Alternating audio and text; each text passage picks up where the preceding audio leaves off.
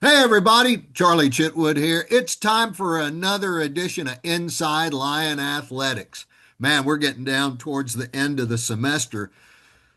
Basketball's over, track and field's going full bore, golf is going full bore, softball's coming close to the end. Let's see what's going on in all of those. Track and field was just down at a pair of relays in the heart of Texas, at the Texas Relays in Austin at UT, and then just up the road in San Marcos at the Bobcat Relays. But joining us first, how about a member of the Lion men's track and field team? And he's the Dixie Turner State Farm Student Athlete of the Week, one of two. We have two every week.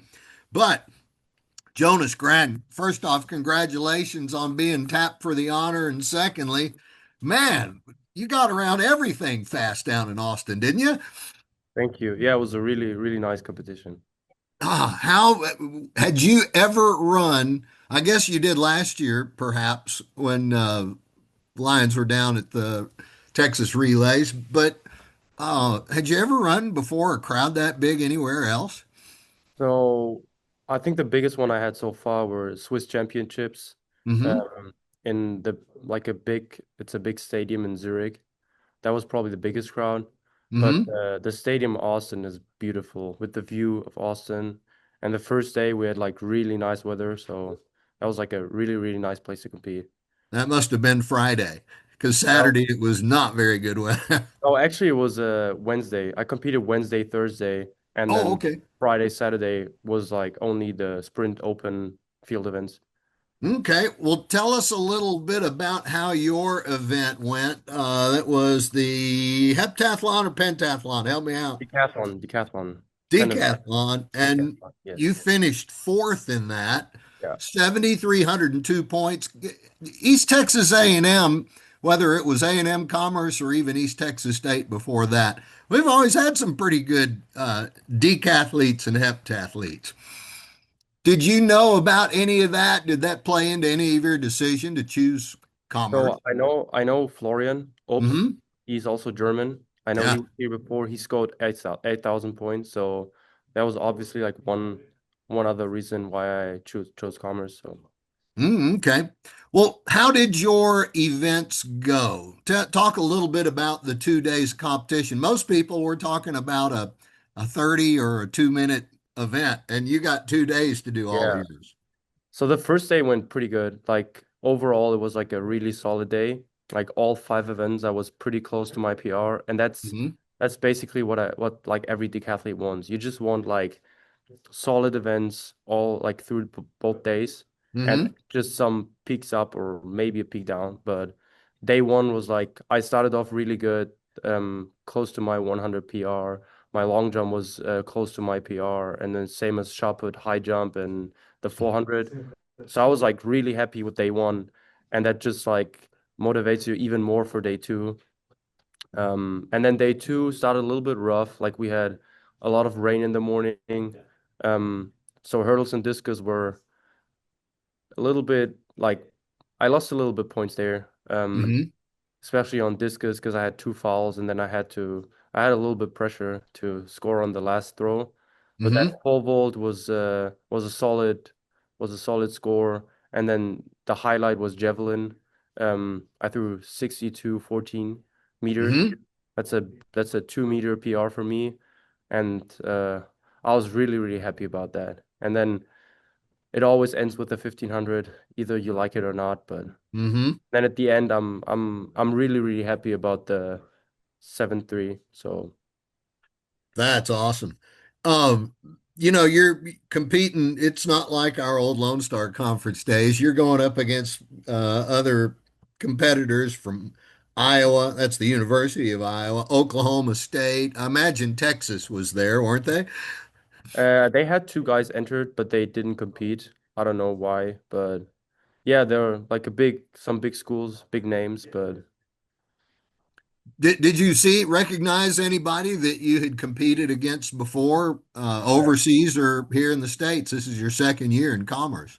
overseas not. But there were some guys from our conference and then from our meets at TCU or A&M indoor. Uh, Hmm. The two Oklahoma guys, I competed against them at TCU, our first outdoor meet this year. And then Hmm. obviously the guys from the conference, I know from the first like the conference indoor this year and the whole season last year. So You know, you told me beforehand that your coaches in Europe as you were growing up were all just do everything, do whatever you want, and you kind of took that to the extreme to do an event that has 10 different disciplines. yeah. Which one? Which one? I mean, running, everybody at least runs a little bit, but picking up a pole vault or trying to go over a high jump bar, which of those field events, jumping events, kind of led you into doing all of them?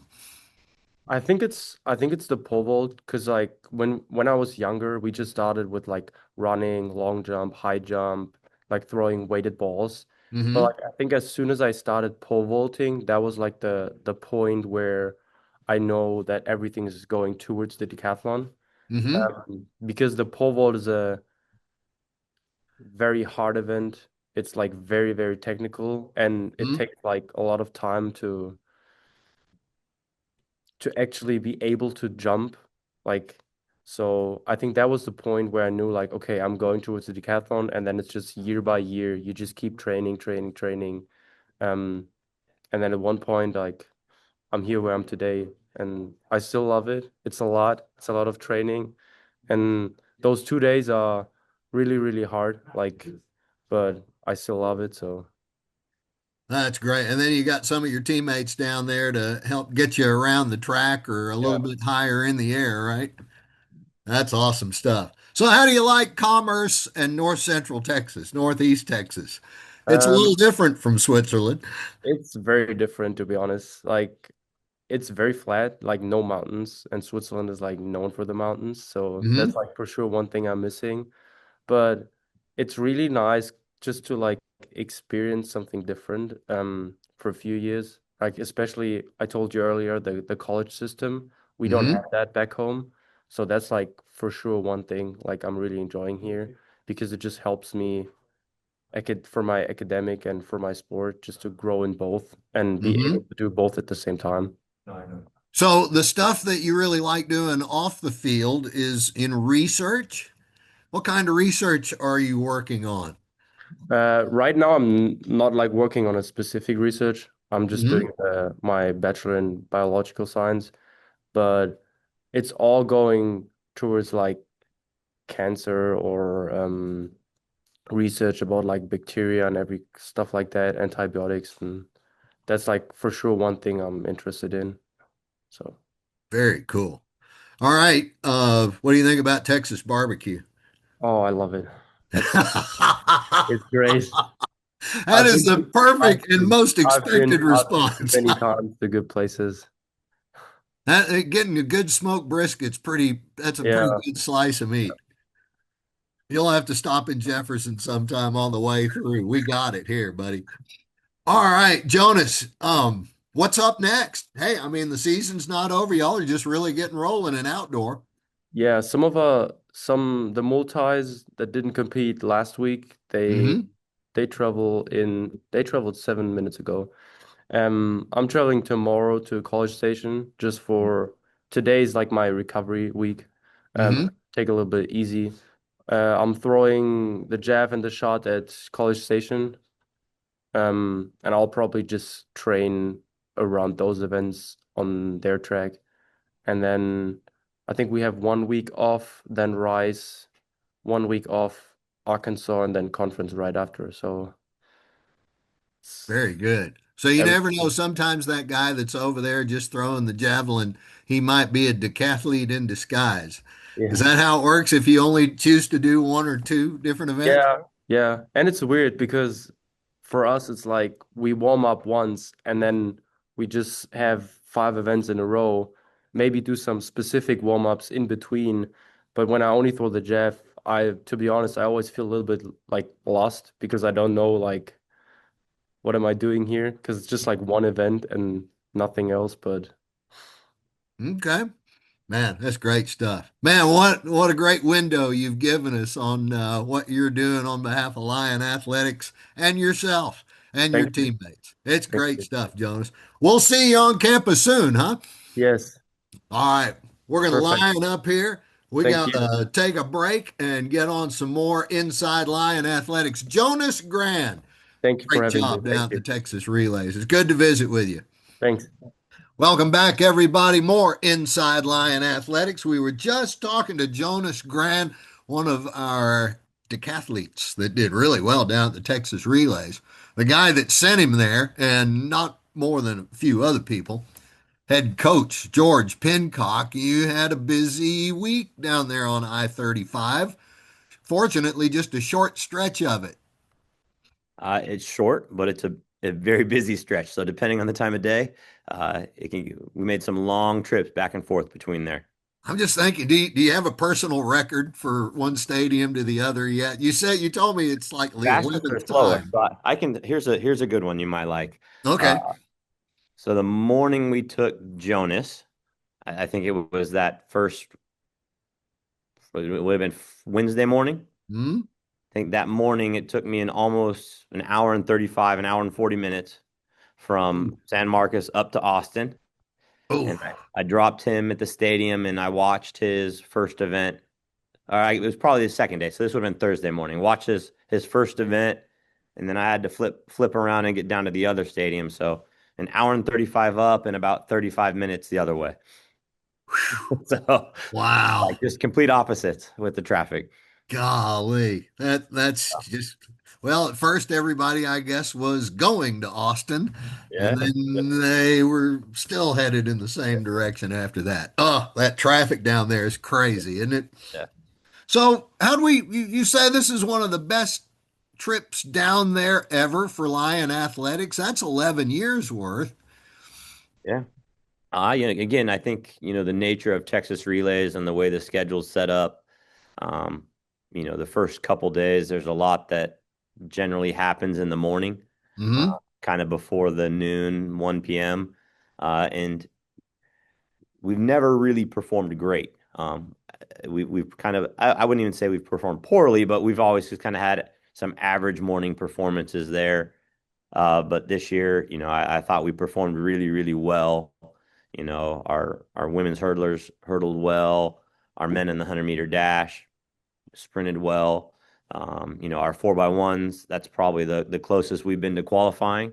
If you look Hmm. at it, we were kind of just on the unlucky side of a bad heat draw. Running a time that was a top 8 time, but not getting the final. So, uh, Right.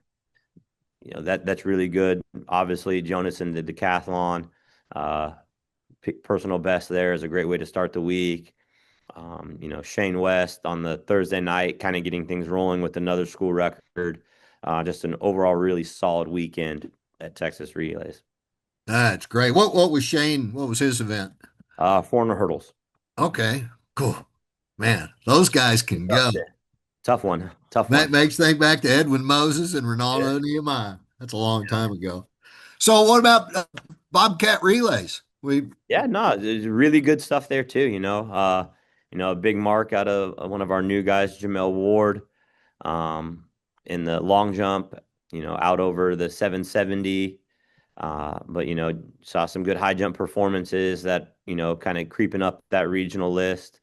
Saw some of our hurdlers do well there. Some of Hmm. our sprinters do well.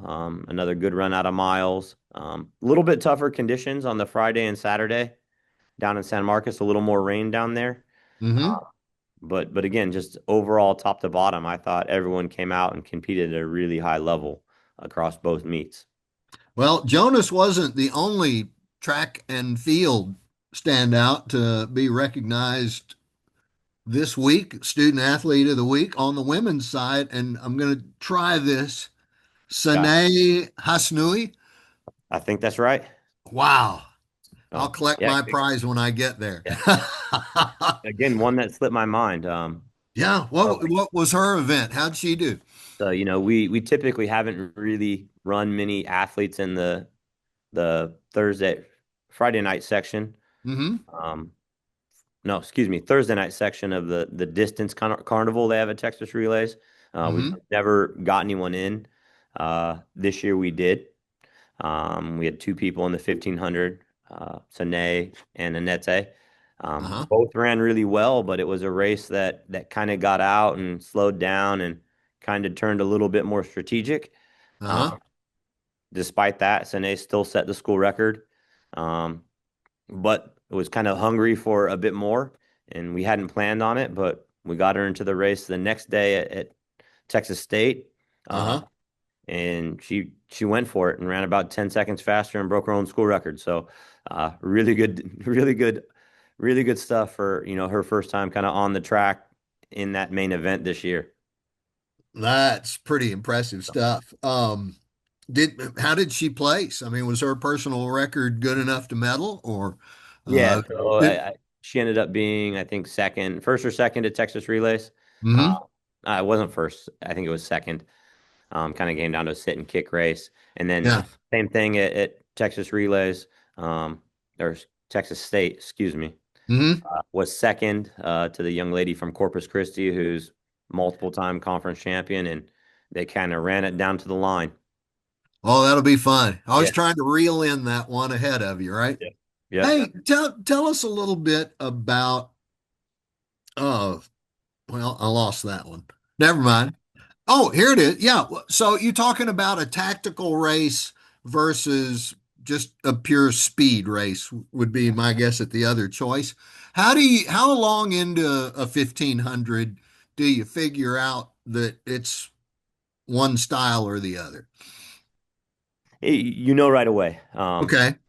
If the race goes out and probably the first, it might go out looking really good. Hmm. Then if it's going to turn into a sit and kick race at about 200 or 300 meters, you just see that field just come right back together and everyone looks like they're jogging for the next lap and a half, and then all of a sudden they're sprinting again. So you know right away. Um, Okay. and so in the race, though, sometimes you get in that pack and you feel comfortable and don't realize how much you've slowed down. Hmm. Sometimes you do, and you try to be honest and kind of go by yourself. Um, every race is a little different, but you know when you get in that race. Yeah. God, man, I hated it when it had to be anything more than one lap. I think I I'm pulled with a you. hammy. I'm with you on that. All right. Good stuff. All right, Coach, what's coming up next?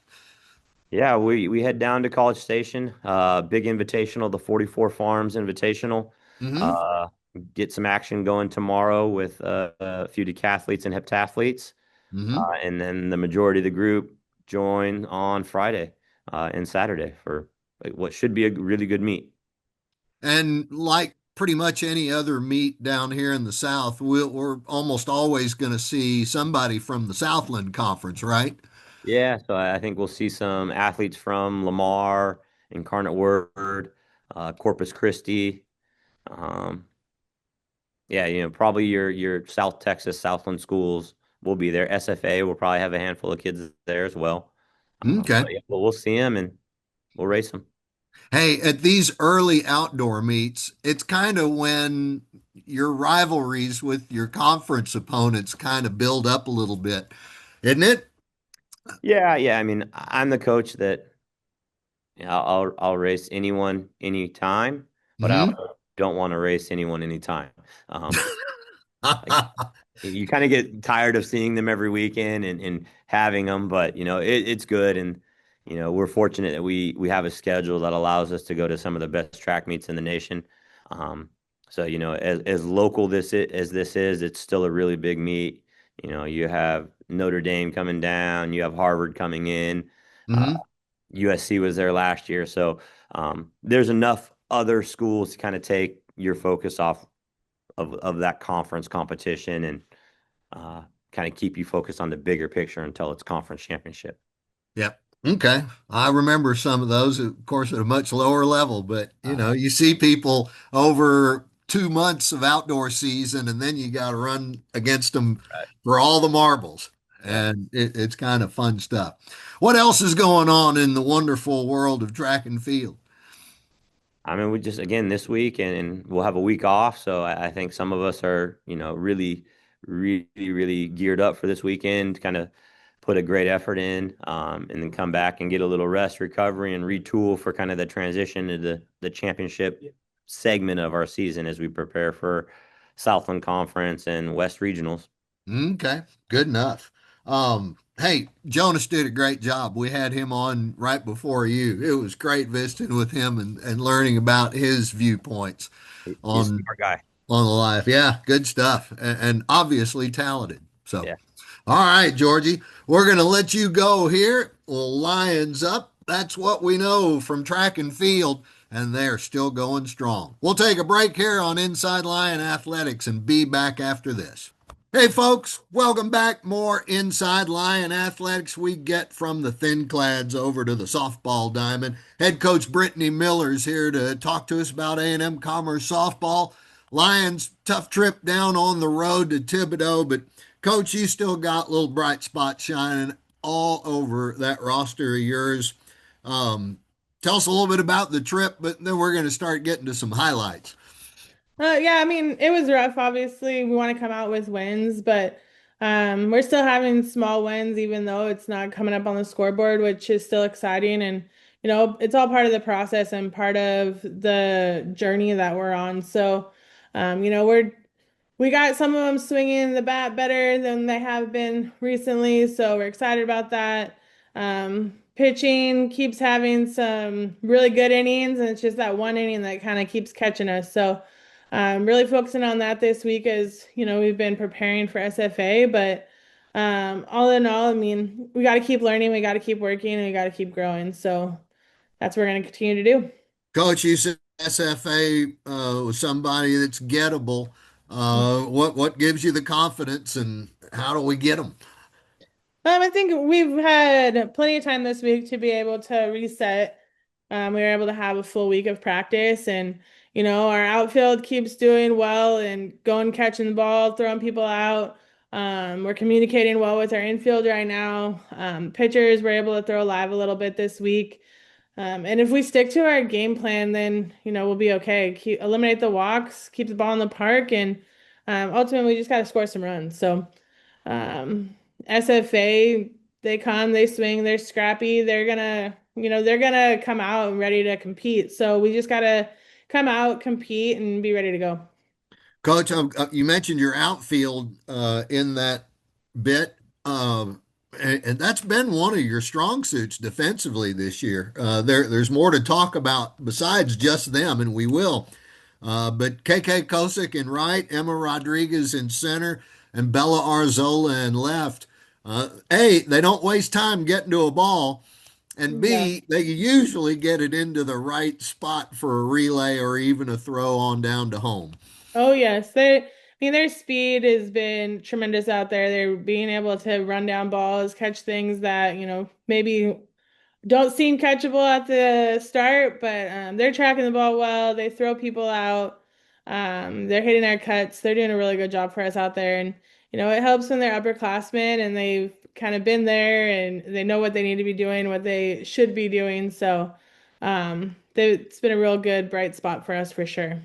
All three of those have had opportunities to throw to home, and it doesn't matter whether it's Montemer or Gracie Alejo behind the dish. That's a brick wall a lot of times. Oh yes. Oh yes. We've had a couple at the plate. We've thrown some people out at third. It's been a good job from them to our catchers. So it's been good. Hey, Gracie, we got to talk a little bit about her. And Montemer just doesn't have uh, the volume of numbers. Hmm. But Gracie not only tops in the Southland Conference for runners thrown out attempting to steal, but she's number one in the nation, coach. She's doing a good job. People aren't gonna run, She gets that first one if they try, and she's not afraid to pick somebody off. She's not afraid to throw the ball around. So that's a real bright spot for us. And we don't miss a beat when Haley's back there either because she's doing the same thing. And so it's exciting for us. Just they can control the pitchers, but they also can control the run game, which eliminates a lot for us within our conference. So that's good. They get a lot of opportunity to go chat with their pitching battery mate. Coach, when a catcher just calls timeout on her own to go try and settle a pitcher down, you having been a pitcher, I imagine that in your case, they were all coming up to be settled down by you. However, how's it going when the catcher's got to go out and settle down a catcher? I mean, a They're pitcher. they're good. I think sometimes we just need a change of pace. Sometimes we just need a little bit of a reminder. So, our catchers are really good at being able to read the pitcher that's out there and what they need. Sometimes it's just let's take a deep breath and let's get back to the basics and feed our defense or whatever it might be. Sometimes it's a timeout for the umpires for us to just reset. Mhm. So regardless, they come out there and, either give an instruction, criticism, or something that, just make them loosen up a little bit. And we noticed in the last few games, or at least we brought it up, it's, when there's a conference in the circle just between the catcher and pitcher, usually the left side of the infield decides to have one, the right side of the infield has one, and the outfielders will either do it by a conference call or they'll finally merge in center field. Um, just Yeah. all opportunities to visit more about the game with your teammates. Oh yes, they're able to talk through what the situation is, what they need to be doing. Or, if they have to rehash what just happened, if something just happened and they need to clean up a communication. So everybody's talking, everybody's communicating, and everybody's getting information to get better and stay on the same page. All right, you don't quite have the opportunity to gather in groups like that when you got a bat in your hands, but Yeah. you got a couple of players, Aaliyah Wilcox over at third, and then Tatum Wright at first. Tatum's just been mashing the ball. How many home runs has she hit in the last 3 weeks? Five, I think six? so. She's seeing the ball really well right now. She's hitting the ball hard, even when she gets out. Her outs are hard. So she's doing a really good job. Love it. Aaliyah is seeing the ball well, finally finding some holes, and she had a really good weekend last weekend, looking to roll into this weekend. Hopefully having the same success. So um, keep moving forward, and hopefully a couple more can get on track this week and be ready to go come Friday. All right, there are three opportunities left to see, no, make it four, I think. Maybe three. Three opportunities. No, four with the SFA. You got SFA this weekend. Hmm. Next week, we're going to play UIW early, Yep. home for Houston Christian. And then the following week, you've got UTA still on Yep. Tuesday. And Yep. then the home finale the following week or the weekend with McNeese. Yes. So a lot of time to shine in front of the home folks. Oh, yes. It'll be good. All right, Coach. Hey, thanks for all your time today. Good luck this weekend. Sorry we can't be there, but I got to do other stuff on occasion. But I'll be back. Awesome. Thank Let, you. let's line up here, folks. Brittany Miller, head coach of Lions softball. We'll see you down at the Diamond, Coach, next time. Thank you. Hey, everybody, Charlie Chitwood here. We'll keep moving on in Lion Athletics, inside Lion Athletics, and it's all outdoor sports now. That includes golf. It's not just a leisurely walk in the park, though, for some. And head coach Brian Dolehide here to tell us how things are going in the Lion golf program. Getting close to tournament time again. Right. How'd everything go this last weekend? The guys at ULM, or was No, it that the was women? the ladies. The ladies were out at ULM. I think we had a couple of good rounds out there individually. We just weren't really able to put it all together as a team. Struggled a bit on the greens. Um, so yeah, we've been definitely putting in some work on the putting and chipping side, and looking forward to this next week at Kissing Tree down in San Marcos. All right. So that is a course y'all are familiar with, and familiar with how many times? I mean, is that where the conference tournament's been for what, 4 years that we've been involved? No, just this last year. Okay. Last year and this year will be the second year out there. So we had a good showing last year and looking to do the same, maybe a little bit more this year. All right. Well, I know that Marie B, as y'all like to call her, Marie Barrett's, she's been one of our golfers or student athletes of the week. Your freshman, Linnea Olson, has tapped an honor. That's a veteran and a fish.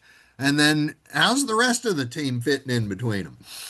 Rest of the team's doing just fine. I think we need to again work work a little more on the putting green and chipping a little bit. Our short game hasn't been as great as we'd hope.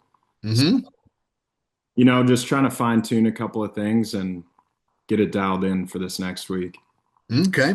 Coach, I know Marie's one of your leaders on the field, on the course, and off. But a leader in a golf team is a little bit different than a captain on the football team or basketball or even a softball diamond. Um, How do you what's your model of leadership within a locker room? yeah, I mean it's always different depending on the player, but typically it'll be leading by example, in the classroom, on the golf course, how they handle even their social life. I think she's done very great for all the other ladies, and she's a great example for everybody to look up towards in all aspects, I'd say. What makes her so smooth? What consistent? Is it just the experience and the maturity of how many years of college golf? This is Marie's what, third, fourth year? This is her third year. I would say that, and also just having a pretty pretty impressive demeanor on and off the course. She'll never get too high or too low Hmm. throughout a round, and I think that's extremely important uh, when leading younger ladies like these freshmen and the younger ones. Coach, how when the team's out on, is it all four of them playing together or five playing together, or is everybody set up in their own pairings? No, they're all set up in their own pairings with different teams. So we don't play together. Typically, they'll see each other once or twice on the golf course just from slower play. But Yeah. outside of that, they don't see each other until the end of the day. Okay. Man, every woman an island, right? That's What how it was is. that? Every woman an island. Tell us a little about the guys now. How they're getting set up. They've got this week off, I think, but they'll be spending next week getting ready for their own version of the Southland Conference Championships. Yeah, they're working pretty hard and just getting everything fine tuned and just like the ladies trying to get everything dialed in for this next week. Uh, so yeah, this next course it's a little bit more open than we've seen in the past. Hmm. We've played Comanche the last couple of years, so the guys are pretty used to it. The only one who hasn't played it is Davis, so uh, looking forward to that week as well. Hey, I'm glad you brought up Davis Seybert. You talk about, he's been mastering a number of courses in his 1 year with the Lions. Tell us a little bit about his game and how did he even end up here? Yeah, I mean, he's been a great asset for our team, obviously, just looking at the scores, but also just as a person for all the other guys. He started college golf at Midland, uh, the junior college down in Midland, and then Hmm. transferred to Wyoming, graduated from there, and decided to come down here for his fifth season, come back to Texas, and clearly tear it up the way he has. So Tell it's you what, Midland, Wyoming, and then Commerce, he must like the wind. yeah, yeah, it's there's been a lot for him, that's for sure. All right, you brought up a golf stat that I didn't even know existed, and it's just because I don't spend quite as much time in the game. But he has a record, and it's not just of how he did in the tournament, it's about how many guys he's finished ahead of, or Mhm. how many have finished behind him, or how many he's been tied with. Mhm. And his record is 569 wins. So he's finished ahead of 569 competitors, been beaten by only 64, and then he's tied with 27. That's a pretty big number in golf, isn't it? Yeah, it's pretty incredible, that's for sure. looking to make that gap a little bit bigger in the next week.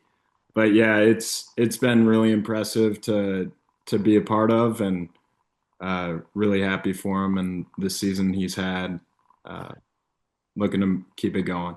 Yeah. Now, I heard there's a small secret that's not too small anymore, but Southland Conference Men's Golfer of the Month. Yeah, that's right. Hey, That's you broke the news to him with a text. Have you gotten a response yet? I don't think he's seen it yet, so Oh, okay. maybe you'll be breaking the news to him here soon. Maybe we'll catch him in a minute. So Mm, the guys, obviously, that's one of their metrics. So they probably keep an eye on that fresh at the end of every tournament.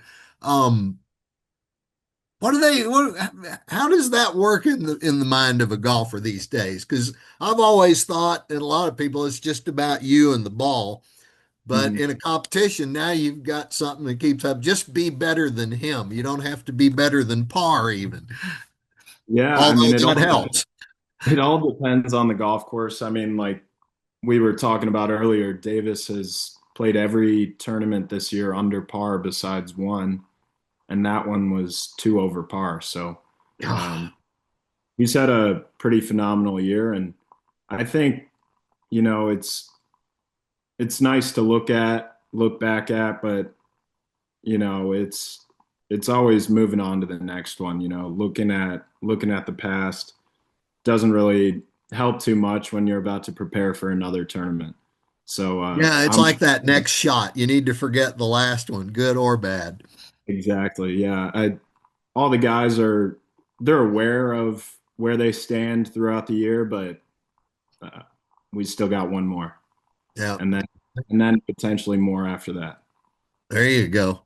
All right, that sounds good to me, Coach. Let's see what else we got going on. Oh, you wanted to bring up besides Mr. Seybert, Janice Earl.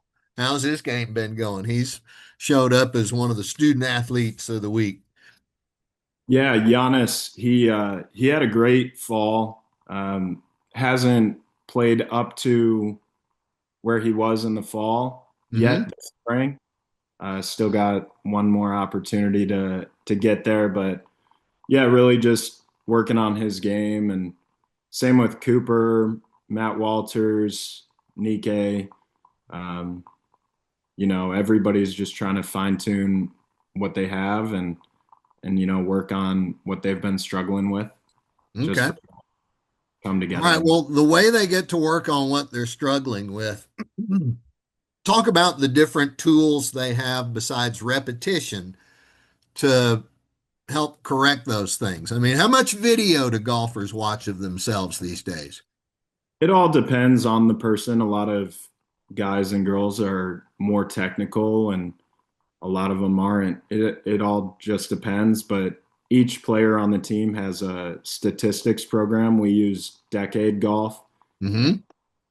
You plug every single shot that you hit in your last tournament into there, and it spits out some numbers where, hey, my driver wasn't too great this week. Let's go work on that. My chipping was phenomenal. Let's keep dialing that in.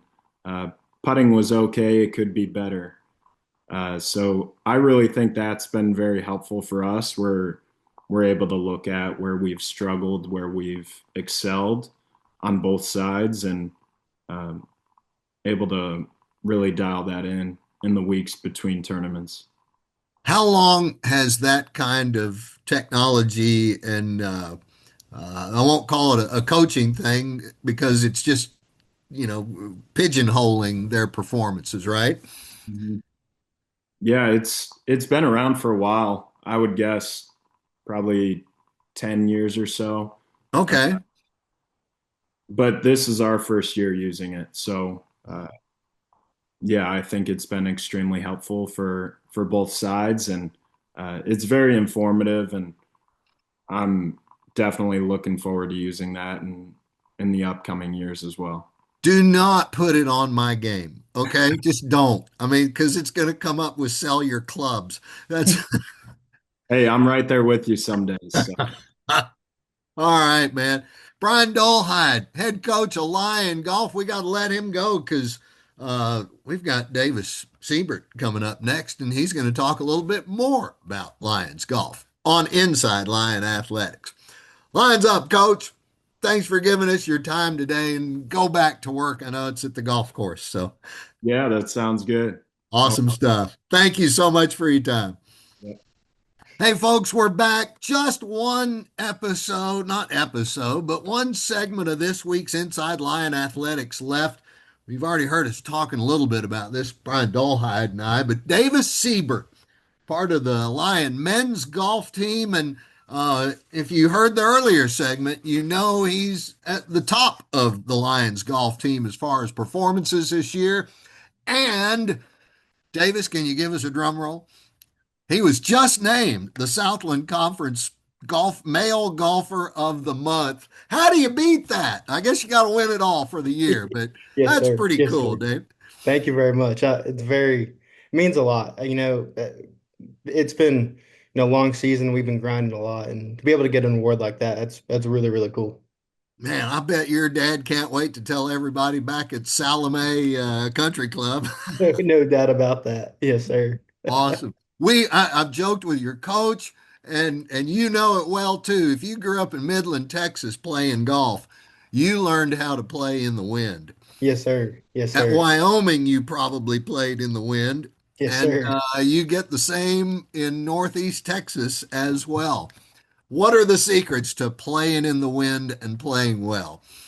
The thing about the wind in particular is you can't fight it. People always try and muscle it through the wind, and even if they're taking extra club, just hitting it to the sky. You know, Hmm. you can't fight it. You have to let the wind do what it wants to, and kind of just gently play it through. And I think that's one thing that's helped me throughout my career is a lot of the time we're playing in wind. It's an outdoor sport. We're playing. Hmm. It might not be as much wind as West Texas, but a little bit of wind, you'd be surprised how many people start kind of hitting poor shots. And I feel like that's kind of how I've been able to be pretty successful. Is the winds of West Texas are pretty intense. Indeed. We talked about those. And I asked you earlier too about what you felt was the strength of your game. And you said it's your short game. Everybody works so hard on their short game and they go, oh man, I love to hit the long ball first. Yeah, no doubt about that. The driving and the iron play when it's good, it's good, and it's definitely a weapon.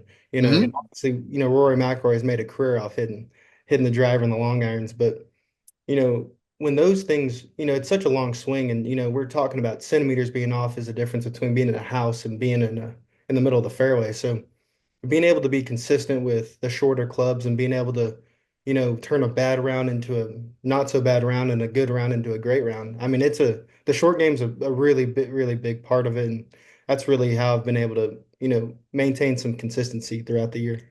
And that short game is subject less to the wind than somebody that's making that big swing, right? Yes, sir. Yes, sir. So talk about this season. I mean, five top tens, and you haven't finished out of the top 20 in any of the tournaments. You're having a pretty good year. Yes, sir. Thank you. Yeah, it's been a good year, and I gotta credit my teammates and my coaches, to be honest with you, because this is my first year here. I was kind of a 1 year like rental and being a Mm, grad student. And being at a new place is tough. You take for granted so many different things at previous like places. I didn't know where the cafeteria was when I got on campus and things like that. So you kind of have to like learn how to do everything all over again. And like from day one, they really took me under their wing and you know like showed that we were like a family and kind of made my off the course life so easy where I could really focus on the course. And yeah, on the course it's been good too. I've been able to, really stay consistent and stay like in the present. Um, last year, my last year at Wyoming, I didn't know I was going to get a fifth year. mhm, And I really kind of felt like I was putting so much pressure on every shot. Like, I got to play good. It's my last year. And mhm. this year, it's kind of like, I've already gone through that. Let's just have fun. Like good or bad, who really cares? We're gonna go out there and have a good time. And golf's such a mentally taxing sport. So when you go in with a positive mind frame, you've already won a lot of the battle. And I've been able to post some pretty good numbers and help my team out, and that's the most important thing right there. I know that you can probably put a pin on any number of really good shots you've hit over the course of the year, but is there any one tournament so far this golf season that has stood out for you? Yeah, that's another good question. I think it's the first tournament in South Carolina Hmm. because I was coming off, it's my first the last college golf tournament I played before South Carolina was we were in Missouri around this time last year, and I shot Hmm. 41 over. I finished second to dead last, so I didn't really know how I was gonna feel. I didn't know what it was gonna be like, and I played a decent first round, decent second round, then a really really good final round. And to be honest, I don't know if the rest of the year would have gone that way if I didn't build that early moment. Golf's a big momentum game. Hmm. And that tournament was really, really important. I got some confidence. I got some like good vibes going early. And, from there, I was just kind of able to build on that. So, the first tournament might not have been my best tournament. Hmm. It was definitely the most important I've played, I think. Very cool. Yes, All sir. right. You talked about your teammates, and Hmm. golf is such a mental game. Hmm.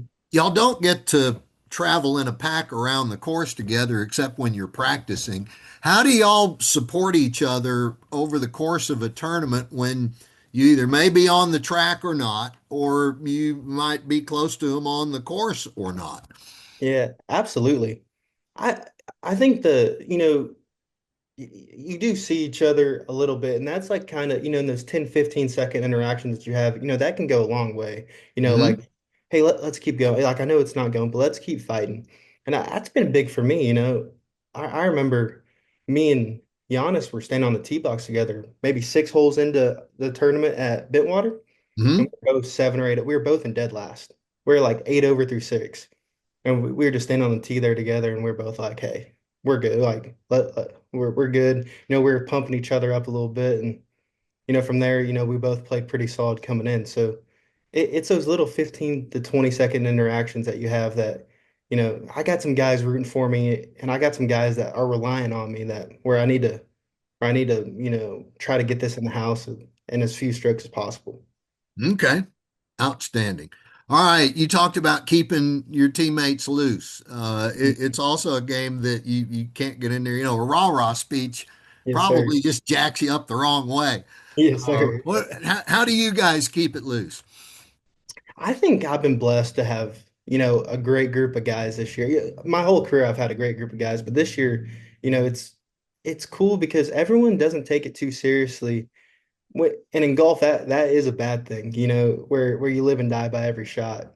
And so, just like it, before tournaments, like it's normally everyone's a nervous wreck, and we're just laughing, having a good time, joking around, getting real loose on the Hmm. range. No one's really talking, and we're over there being loud and, and just having a good old time. So, you know, you, and we have so many like cool memories and fun moments. I'll see someone walking down the fairway, one of the guys, and they just bring a smile to my face. They'll do or say something that's just like, oh, it's hard to be tense when you got those kinds of guys around you. Just fun guys that like just enjoy life and are just great to be around. Cool. All right. So when y'all are all together and it's a rainy day and you can't even, and the machine's broken, you can't even hit into a screen. So it's a movie day. Hmm. It's got to be a golf movie. So here's a few movies, and then you've got one more to add on. But where do these stack up? Caddyshack, of course, The Legend of Bagger Vance, and then Tin Cup, and then as a wild card, throw in Happy Gilmore. Okay. All right, That how many have y'all seen those movies? so I think they've most of them have for sure seen Caddyshack. They've all seen Happy Gilmore. I don't know about Legend of Bagger Vance. That's kind of a deep cut. I actually Hmm. don't know if they've seen that, and if they haven't, they need to. But none of them have seen Tin Cup, which is very shocking to me. because I quote Tin Cup all the time. Oh, I hit the 7 iron like daily. It's a three, and I and, love it. and they just laugh along. Like, oh, this, and and a few months ago, yeah, I'm like, oh, we should watch Tin Cup, and they're like, well, we've never seen it. And I'm like, you guys have just been laughing at me like I'm sort of some sort of idiot. I'm saying all these outrageous lines from the movie and they just have no idea. So I think I got rainy day, we gotta watch Tin Cup. That movie is an absolute classic. And I love the story, just the West Texas Mhm. driving range pro goes out, he's competing in the US Open. I Oh, just that's a great underdog story. it is. And I love the ending. It's not a classic, he doesn't get the job done, No. but he finishes it on his own terms. And I always really like that. Do you think there'll ever be a sequel? They better hurry. If yeah, no doubt. Kevin Costner's not getting any younger. I kind of think it finished perfect. I don't, some movies don't need a sequel. I think that movie's perfect. Excellent. I Yes, love sir. that. All right, now there's one movie that you brought up earlier that's not on that list, and I wasn't even aware of it, but I love it. Greatest Game? Greatest game ever played. Yes, sir. It's Yeah. an absolute What's classic. that one about? So Shia LaBeouf plays him. It's about Francis We Met. He was Hmm. the first amateur to ever win the U.S. Open. 1912, I believe, is when it was. He was a And Fort Worth guy, wasn't he? he Boston guy. Oh, okay. All right. And this is back when golf was a game for, gentlemen. Like it was for the rich and high class, and it was a super, it wasn't a game for everyone like it is now. Right. And his dad was a coal miner or something like that, and like a super poor guy, and he caddied out at a golf course called the Country Club in Brookline. Uh-huh. He winds up qualifying in and plays 4 rounds, is tied for the lead, and goes into an 18-hole like playoff with Harry Vardon, who at that time was the greatest golfer who ever lived, Yeah. five-time champion. This is before Bobby Jones, if Yes, sir. anybody's looking for a touchstone in golf history. Yes, sir. And it was just a super incredible story, and it kind of touched because Harry Vardon didn't come from wealth either, so it was kind of like a cool, Harry Vardon and was supposed to be like the villain in that movie, but it comes off like he was in Francis's shoes back in the day. It's one of my favorite movies of all time, and if you haven't seen it, I'd really recommend it.